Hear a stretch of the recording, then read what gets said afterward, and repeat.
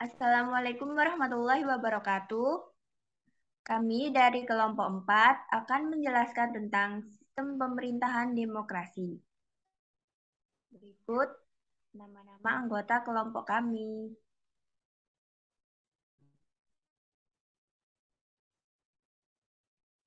Oke, yang bagian pertama yaitu dinamika dan bentuk pemerintahan di Indonesia. Telah kita ketahui berdasarkan pasal 1 ayat 1 UUD 1945 menyatakan bahwa negara Indonesia adalah negara kesatuan yang berbentuk republik. Maka Indonesia menjalankan sistem pemerintahan presidensial. Dengan adanya sistem pemerintahan presidensial ini, ada pembagian kekuasaan menjadi tiga tanggung jawab, yakni eksekutif sebagai pelaksana undang-undang, legislatif sebagai pembuat undang-undang, dan yudikatif sebagai pengawas pelaksanaan undang-undang.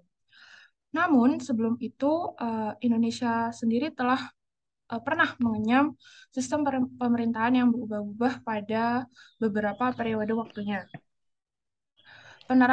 Penerapan demokrasi berdasarkan undang-undang mengalami perkembangan demokrasi dalam tiga masa, yakni masa Republik Indonesia I, yaitu masa demokrasi yang menonjolkan peran serta partai-partai yang pada masa itu dinamai dengan demokrasi parlementer.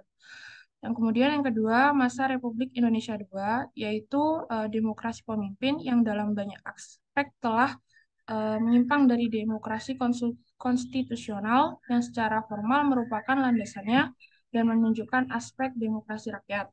Kemudian yang ketiga, masa Republik Indonesia III atau masa demokrasi Pancasila yang merupakan demokrasi konstitusional menonjolkan demokrasi presidensial yang masa ini berakhir bersamaan dengan jatuhnya rezim Orde Baru yang kemudian demokrasi Indonesia memasuki era Orde Baru yang disebut dengan era reformasi yang diawali dengan adanya perubahan Undang-Undang Dasar 1945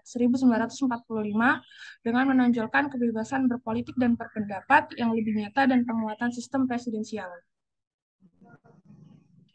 Kemudian, menurut Suhino meninjau dari segi perkembangan sistem demokrasi yang dianut dalam penyelenggaraan sistem pemerintahan Indonesia, maka dikemukakan Indonesia pernah menganut beberapa sistem demokrasi, yaitu ada empat. Yang pertama dari tanggal 18 Agustus 1945 sampai 14 November 1945, Indonesia menganut sistem demokrasi konstitusional. Kemudian tanggal 14 November 1945 hingga 5 Juli 1959, Indonesia pernah menganut sistem demokrasi liberal. Dan kemudian yang ketiga, 5 Juli 1959 hingga 21 Maret 1968, Indonesia pernah menganut sistem demokrasi terpimpin. Dan yang terakhir, pada tanggal 21 Maret 1968 hingga saat ini, Indonesia menganut sistem demokrasi Pancasila. Sri Sumantri pernah menyatakan bahwa seluruh konstitusi yang pernah berlaku di Indonesia, yakni UUD 1945, Konstitusi RIS, dan UUD S 1950, menganut demokrasi Pancasila. Dan di sisi lain, tentang sistem pemerintahan sendiri yang berkaitan dengan mekanisme yang dilakukan pemerintah dalam menjalankan tugasnya, secara garis besar, sistem pemerintahan dibedakan menjadi dua macam, yaitu sistem pemerintahan presidensial dan sistem pemerintahan parlementer. Dan menurut undang-undang sendiri, negara Indonesia menganut sistem presidensial.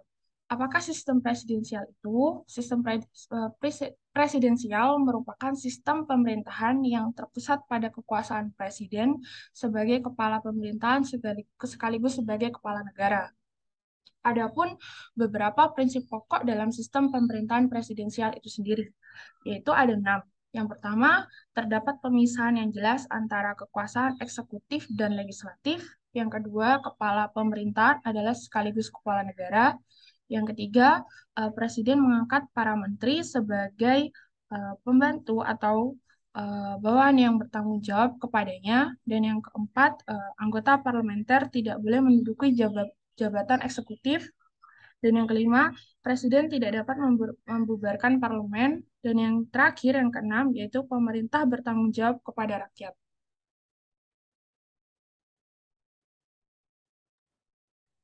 Yang kedua, persoalan empiris dari akibat dinamika tersebut ada beberapa hal, seperti politik uang. Secara umum, politik uang dapat dipahami sebagai suatu bentuk mobilisasi elektoral yang memberikan uang, hadiah, atau barang kepada pemilih agar mereka dapat memilih dalam pemilu. Banyak penelitian yang merujuk pada politik uang dalam teori distribusi politik, yang dapat dibedakan dalam dua bentuknya. Pertama, politik uang spesifik mengacu pada strategi retail jual beli suara.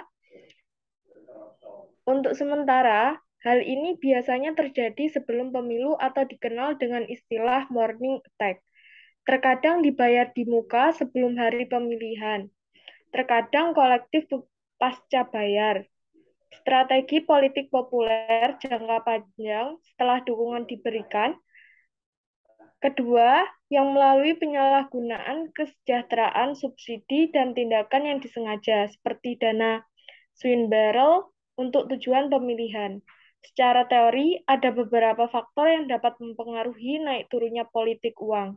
Salah satu faktor kunci yang diyakini berkontribusi terhadap penyebaran politik uang adalah desain sistem politik, termasuk politik multipartai yang ekstrim. Selain politik uang, juga terdapat dinasti politik. Keberadaan dinasti politik termasuk perebutan kekuasaan dari tingkat lokal hingga nasional. Tidak lepas dari peran partai politik dan regulasi yang terkait dengan pilkada. Oligarki, oligarki di parpol dibuktikan dengan adanya kecenderungan untuk mencalonkan calon berdasarkan keinginan partai elit daripada melalui mekanisme demokrasi yang mempertimbangkan kompetensi dan integritas kandidat. Pada saat yang sama, dinasti politik terus membangun jaringan kekuasaan yang kuat yang memungkinkan mereka mendominasi dan menumbangkan demokrasi partai. Dalam konteks masyarakat juga terdapat menjaga status quo di daerahnya dengan mendorong kalangan keluarga atau orang dekat kepala daerah menggantikan petahana. Yang ketiga adalah bagaimana potret empiris budaya politik. Pada dasarnya, budaya politik merupakan tindakan atau persepsi masyarakat dalam suatu negara dalam pembentukan struktur dan kegiatan politik masyarakat yang bersangkutan maupun pemerintahannya. Menurut Gabriel Almond, budaya politik diklasifikasikan menjadi 4 jenis, yaitu budaya politik parokial, kaula, partisipan, dan campuran. Melihat persoalan dan isu empiris yang terjadi, dapat disimpulkan bahwa masyarakat Indonesia menganut paham budaya politik parokial dan budaya politik kaula. Budaya politik parokial merupakan budaya politik dengan keikutsertaan atau partisipasi masyarakat sangat rendah. Biasanya dipengaruhi oleh kondisi ekonomi dan pendidikan seperti buta huruf sehingga masyarakat kurang tertarik untuk mengikuti perkembangan politik di negaranya sendiri. Selain budaya politik parokial, adanya budaya politik kaula juga dapat mempengaruhi persoalan tersebut. Budaya politik kaula sendiri merupakan masyarakat dalam suatu wilayah sudah unggul secara politik, ekonomi, dan sosial, namun partisipasi politik masih cukup rendah. Pasifnya partisipasi dan kesadaran masyarakat terhadap politik akan menyebabkan lemahnya demokrasi dan otoritas akan selalu dipegang penuh oleh pemerintah. Masyarakat terlanjur berpikiran yang cenderung menilai bahwa kesadaran politik tidak akan berpengaruh pada kehidupan sehari-hari. Masyarakat akan mudah terpengaruhi terutama oleh politik uang. Persoalan politik uang sangat merendahkan demokrasi dan martabat rakyat karena hak pilih rakyat seakan-akan tidak berpengaruh lagi. Karena masyarakat tidak memilih calon berdasarkan ideologi dan visi misinya, melainkan berdasarkan besarnya nominal yang mereka terima.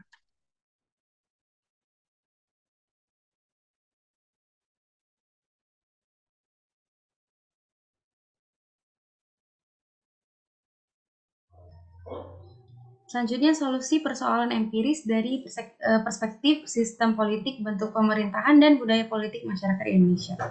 Pendidikan politik merupakan kegiatan atau aktivitas yang memiliki tujuan untuk membentuk nilai-nilai moral serta orientasi politik dalam individu.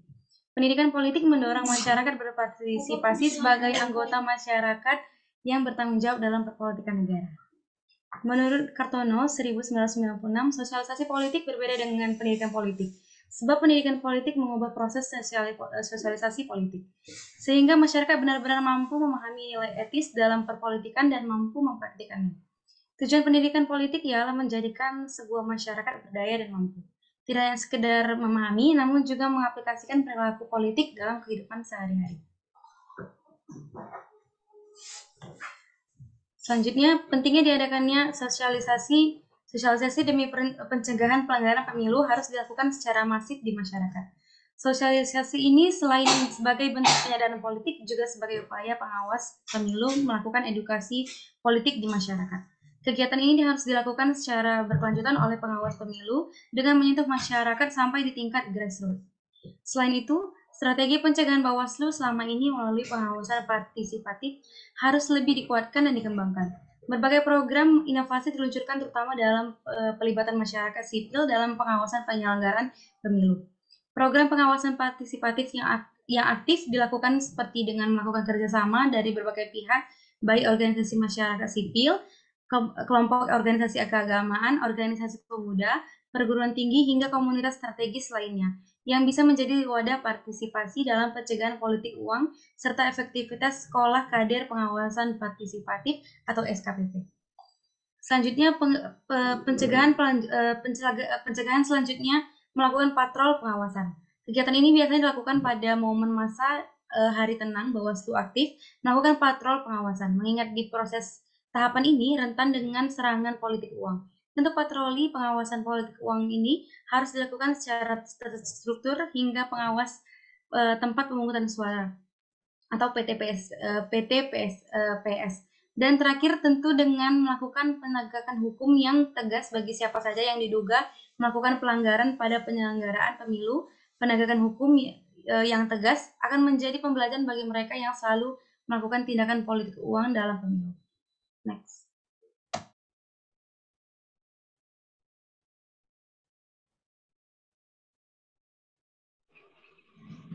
Baik, selanjutnya saya akan menjelaskan mengenai apakah demokrasi di Indonesia itu masih relevan atau tidak jika diterapkan di Indonesia.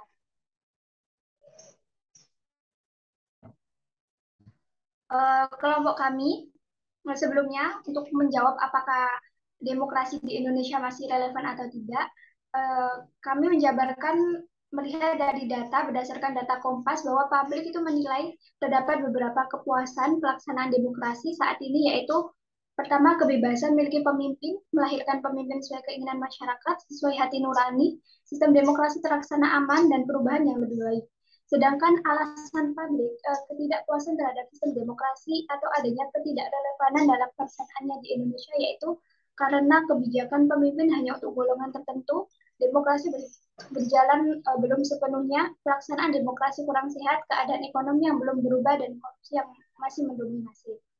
Nah, untuk apakah demokrasi ini masih relevan atau tidak, kelompok kami menilai bahwa masih, karena alasan mendasar bahwa demokrasi itu dinilai sebagai sistem pemerintahan yang paling cocok diterapkan di Indonesia, karena lebih mengutamakan kesejahteraan rakyat, kebebasan dalam mengeluarkan pendapat, kebebasan memilih pemimpin sesuai dengan hati nurani, dan juga memiliki peluang paling kecil dalam menistakan manusia atau lebih memanusiakan manusia. Untuk solusi dari permasalahan, yang pertama yaitu memberikan ruang kepada rakyat untuk menyuarakan aspirasinya. Peningkatan kemampuan musyawarah akan meningkatkan kualitas demokrasi di mana masyarakat memiliki hak untuk menyuarakan pendapat atau sudut pandang mereka atas kebijakan yang dibuat oleh pemerintah lewat wakil rakyat. Cara mengawal pemerintah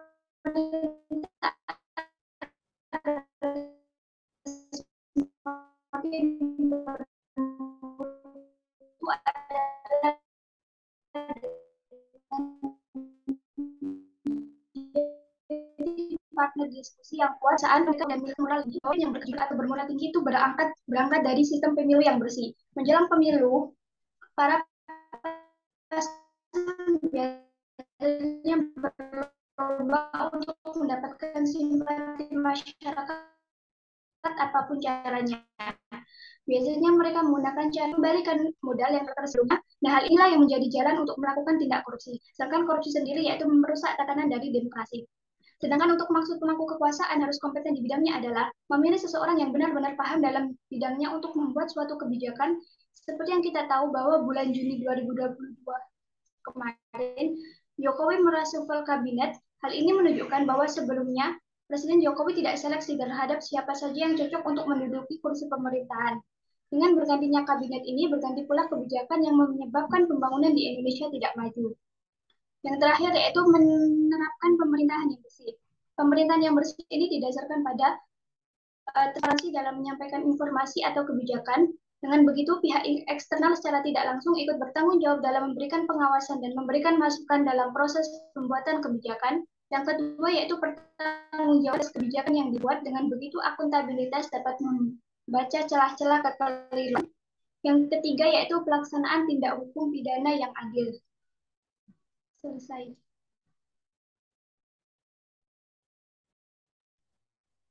Sekian itu saja yang dapat kelompok kami sampaikan. Atas kekurangannya kami mohon maaf. Terima kasih. Wassalamualaikum warahmatullahi wabarakatuh. Waalaikumsalam warahmatullahi wabarakatuh.